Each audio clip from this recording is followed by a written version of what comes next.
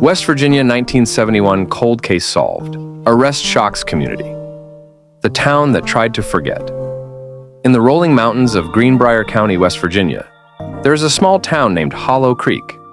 With barely more than 2,000 residents, it is the sort of place where front doors are rarely locked, where children grow up barefoot in summer and where everyone knows everyone else's business, or at least they think they do. Back in 1971, Hollow Creek was quieter than it is today. The coal mines were still running, the church bell still marked each Sunday morning, and the one-lane school bus still rattled over the gravel road by the river. People called the town safe. They believed tragedy was something that happened elsewhere. But on October 14, 1971, Hollow Creek lost that innocence. A girl disappeared. Her name was Mary Alice Wainwright, 17 years old, a high school senior, and known to most as the kind of girl who couldn't leave the house without someone waving hello to her. She had long auburn hair, a delicate smile, and the type of gentleness that made even younger children follow her around. On that autumn afternoon, Mary had left school like any other day. She was last seen walking along the road leading toward the Wainwright family farmhouse. It was a familiar route. She'd walked it hundreds of times. But that day, she didn't make it home. The search that fractured a town. By nightfall, her parents, Robert and Eleanor Wainwright, had already alerted the sheriff. Neighbors with lanterns and flashlights combed the woods. Men rode out on horseback. Women formed search lines along the creek bed. They searched through the night. By dawn, the entire town was out. Her school friends, the pastor, the store owner who had watched her grow from a toddler, the coal miners who had worked beside her father, everyone believed she would be found. But on the third day, when the autumn fog lifted from the river rocks, a fisherman found something caught against a fallen log in the water: Mary's body. Her clothes were torn, her hair matted with mud, and her hands bruised as though she had fought. The coroner later confirmed she had been strangled. The shock that followed was not simply grief. It was a rupture. Something like that wasn't supposed to happen in Hollow Creek. The idea that someone from the town could have done it seemed unthinkable. The idea that someone from outside could have come in unseen felt impossible. No one slept well after that. A case without a footprint. Sheriff Harold Boone, a man nearing retirement at the time, led the investigation. He interviewed every man in town between the ages of 16 and 60. He questioned drifters, mine workers, teachers, farmhands, out-of-town delivery drivers. Nothing fit. There was no clear suspect, no motive, no confession. The case went cold within 6 months. But for Mary's family, it never stopped hurting. Her mother, Eleanor, would sit in the living room staring out at the wheat fields for hours, expecting her daughter to walk through the door. Her father, Robert, stopped talking entirely for months. The house grew quiet, too quiet. A memory buried under time. In the decades that followed, Hollow Creek tried to forget. The town expanded a little, enough for a second diner to open. There was a new post office, more houses, and eventually a Dollar General. Life moved forward, as life always does. But the memory of Mary remained. Her photograph, black and white, smiling, hung in the Hollow Creek Community Hall, beside the annual Pumpkin Festival posters and the county fair ribbons. Children who grew up in the 80s and 90s were told, "Don't walk home alone. Remember what happened to Mary Wainwright." But the older residents would always change the subject before describing the details. Some stories aren't told aloud. They stay in the air, heavy and unfinished, waiting. The case returns. 49 years later. In 2020, Hollow Creek had changed. Cell towers had replaced the whistle of coal trains, and tourists now pass through the county to hike the Appalachian trails. But tragedy, especially unsolved tragedy, has a long memory. That autumn, during a routine archives digitization project at the West Virginia State Police Cold Case Unit, a technician scanned evidence logs from 1971. Among them was a sealed envelope labeled, "Evidence, Fabric Fibers, Mary W. Case." The technician flagged it to their supervisor. Why? Because in the 1970s, forensic science was primitive. Today, Fiber analysis and DNA touch testing could reveal what couldn't be known then. This single envelope reopened the case. The fibers were sent to the State Forensic Laboratory in Charleston, West Virginia. And 3 weeks later, they matched. Not to a random drifter. Not to a stranger who had long since died. Not to an unknown suspect. The fibers matched someone still living in Hollow Creek. Someone the community trusted. Someone who had been there the entire time. The news breaks. On April 17, 2021, almost 50 years after Mary's death, the local news station WCTN Channel 8 led with a breaking report. New forensic evidence has led to an arrest in the 1971 murder of Hollow Creek resident Mary Alice Wainwright. People stopped mid-conversation. Gas pumps clicked to a stop. Televisions in living rooms flickered. Phones buzzed. The town was about to learn something it did not want to know. The arrested man was Samuel "Sam" Turner, former high school classmate of Mary, longtime resident, church volunteer, Sunday school helper, grandfather, beloved by many. No one, not a single person, had ever suspected him. The community was stunned. How could a man who helped build wheelchair ramps for elderly neighbors? A man who handed out candy to children at Halloween? A man who had lived among them for nearly 5 decades? How could that man be a murderer? People asked each other the same question over and over. Had he always been like that, or had we just never seen it? But the truth is more complicated. Because Sam Turner had a secret, one that had remained buried in silence, protected by reputation, time, and the fear of what happens when a small town confronts the darkness inside itself. And now, after 50 years, that silence was finally breaking. The boy everyone trusted. To understand the shock that tore through Hollow Creek in 2021, one must go back to 1953, the year Samuel Turner was born. Hollow Creek wasn't much different then. Still a town anchored by the church, the coal mine, the diner on Main Street, and the river that curved lazily around the fields. Children played in open meadows, parents rarely worried, and Samuel grew up in the center of it all. A childhood shaped by reputation.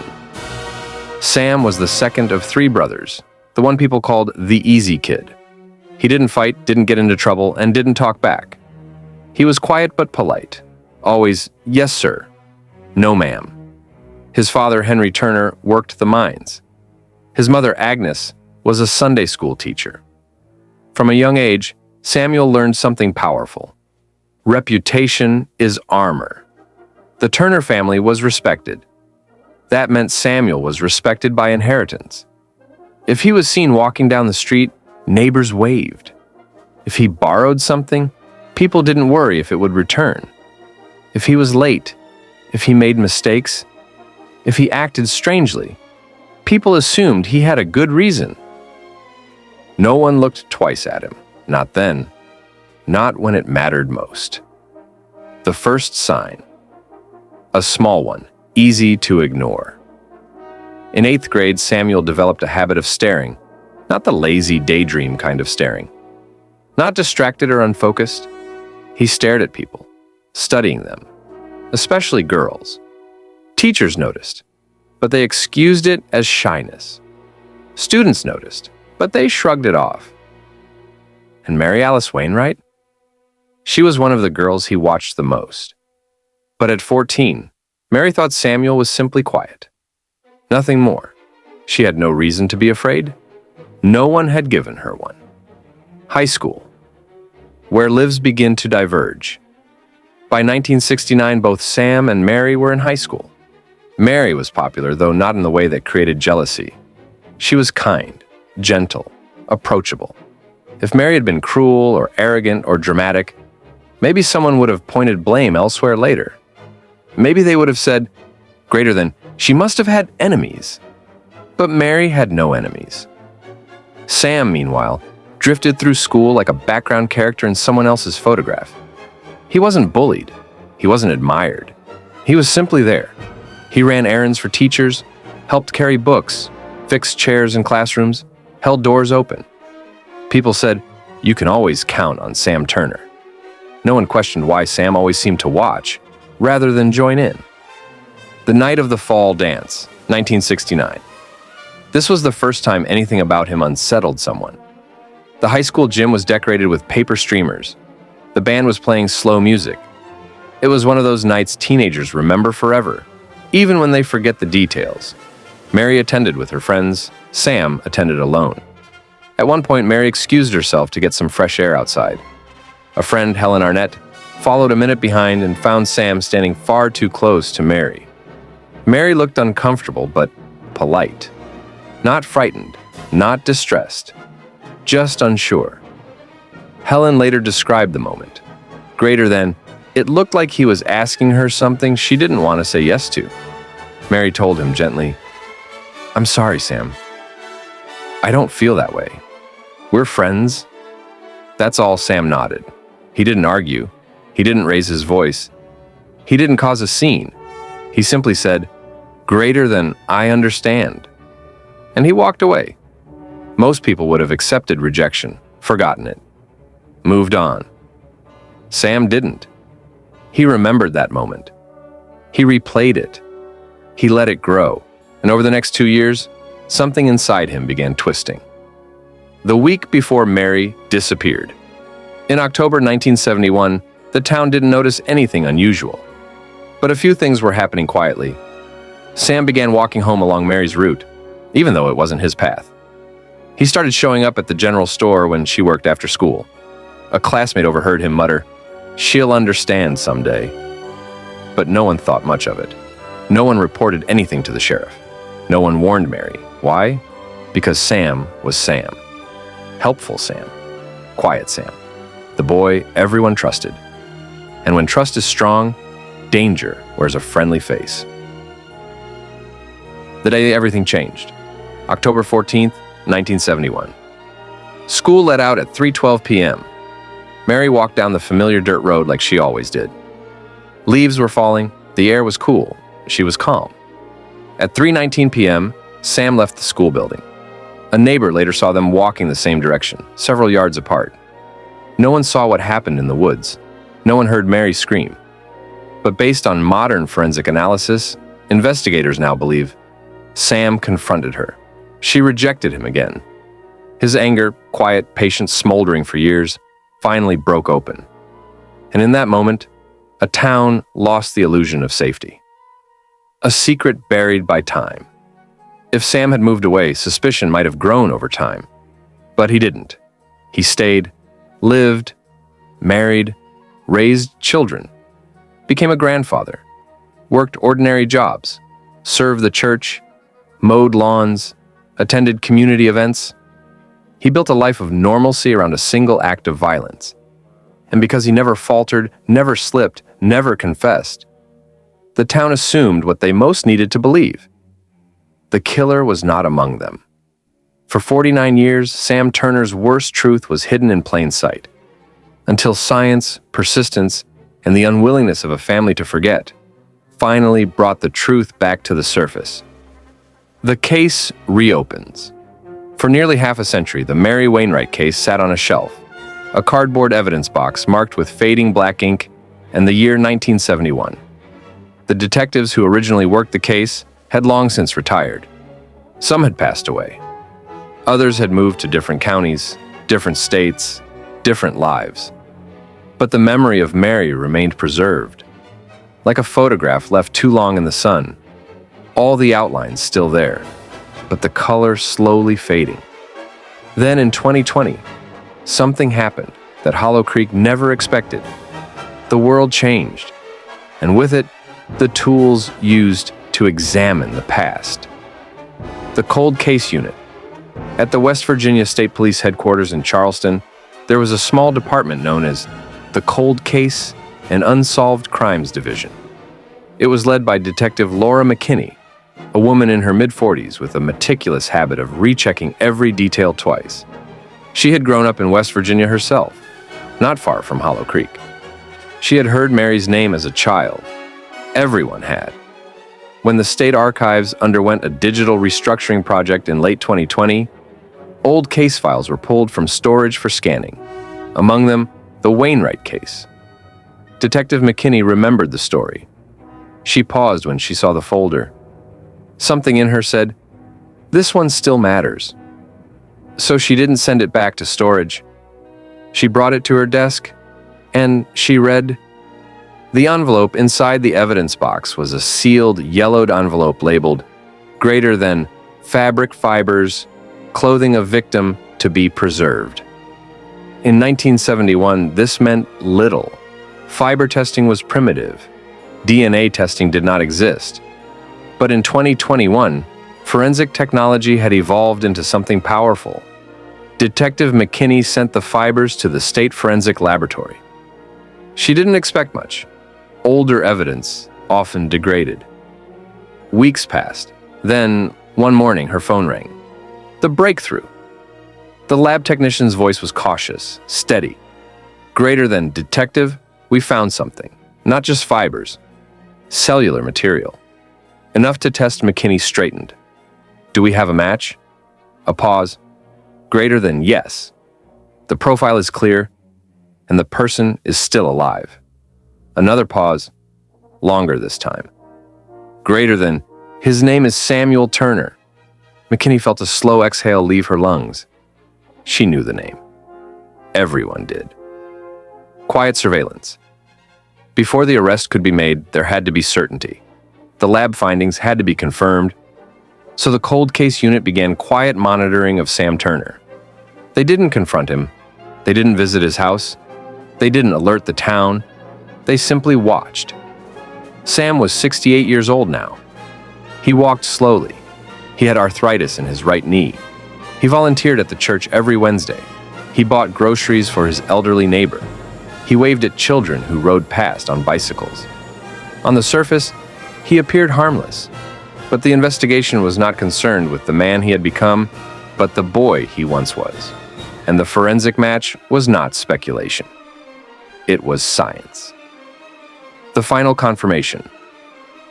Detective McKinney needed one more piece of evidence. Something current.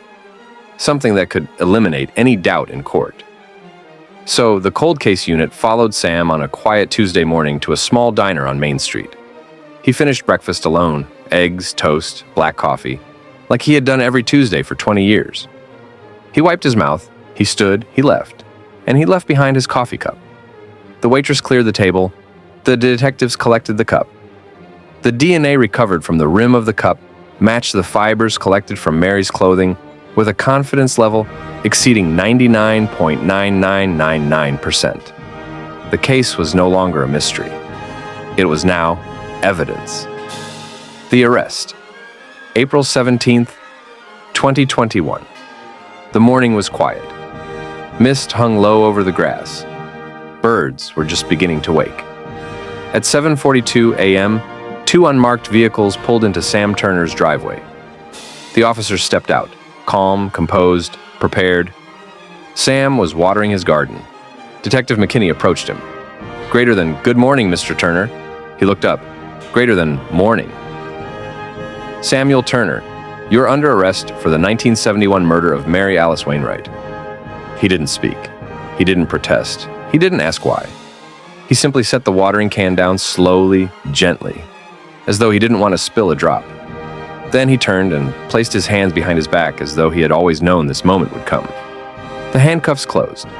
The garden hose dripped into the soil, and the town of Hollow Creek, still asleep, had no idea that its history had just changed forever. News spreads. Within 3 hours, the arrest was on. Local radio regional news websites, Facebook community boards, and eventually national news phones rang. People opened doors. Neighbors stepped onto porches in disbelief. The same sentence repeated everywhere. "Greater than Sam Turner? Sam Turner? That can't be right." But it was, and the town that had believed itself safe, that had believed it knew its own people, now had to accept something they had never imagined. For 50 years, the killer had been living among them.